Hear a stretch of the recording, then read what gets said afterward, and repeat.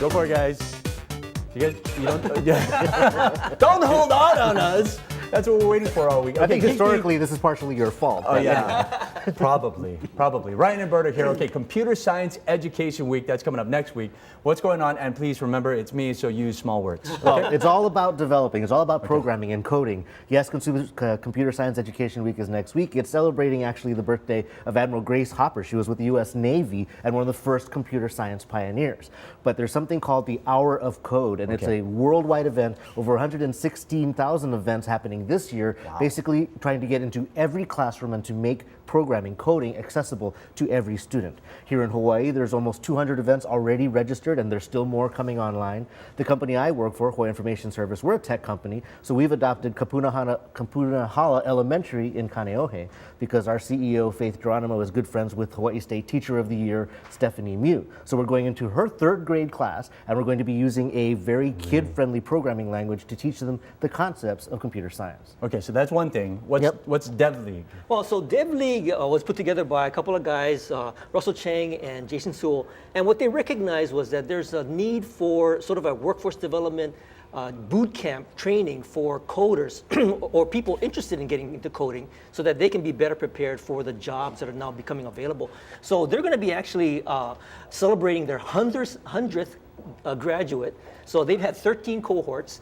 They've got a pretty good success rate of actually getting people placed. So about 81% of the graduates get placed.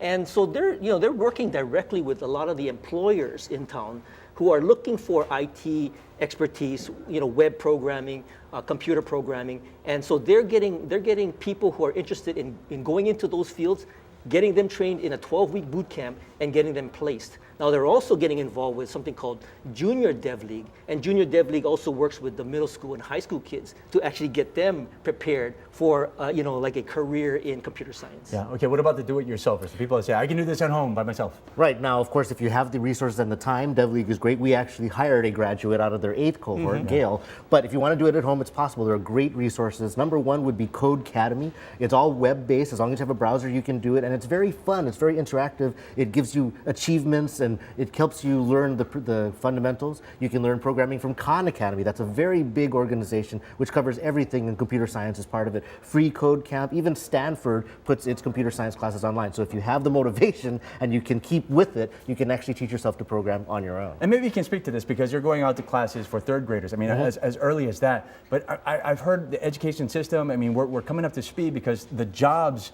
that our kids are going to have haven't even been created yet. So I'd imagine that this kind of computer intelligence is necessary going forward into the generations. Absolutely, and in fact, one thing that we're learning is that computer science obviously applies to every industry. If you want to be a chef, if you want to be a pilot, I mean, these are going to be elements, and when you learn to code, it means that you can build the tools that will help you either create your future job or create a future company. Yeah, and so these other classes are great for us because we need to keep up with our kids and so on and so forth. Well, yeah, the whole workforce development, the whole workforce is changing, so to be prepared for that change, you have to have the skills to be able to go into those jobs. Okay, Bite Marks Cafe, that's tonight? Yeah, so tonight we're going to be talking about something called Make the Alawai Awesome. Okay. So there's a lot of work involved there. Well, there's a student design challenge that's going on over at UH. So we'll find out, like, what is it that they're actually tasked to do to come up with these ideas to make the Alawai, as well as a watershed that feeds into the Alawai, awesome.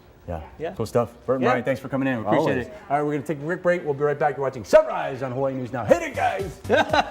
Of course, he runs away. Yeah, so we can't see him dancing. He's dancing. I'm dancing.